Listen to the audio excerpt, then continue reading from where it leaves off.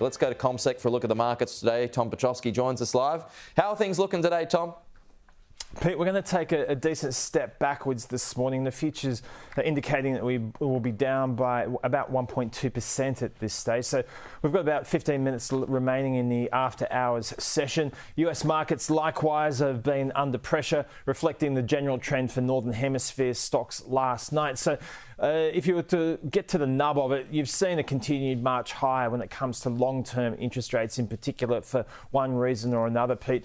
For the second or third time this week, we've seen some data out of the US indicating the resilience of the US consumer.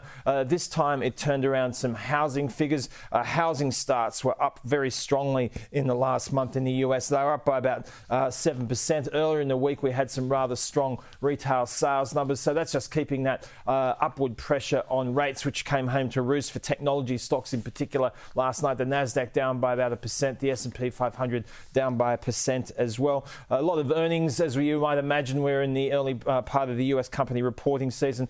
Proctor and Gamble, one of the world's preeminent maker of stuff that you use at home, Pete.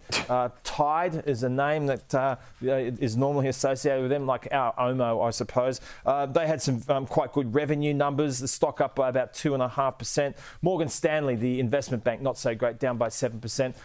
Big day today. We've got employment figures out, so we're expecting the unemployment picture to still remain quite robust. It'll obviously feed very strongly into that conversation about what the RBA is going to do between now and the end of the year. Okay.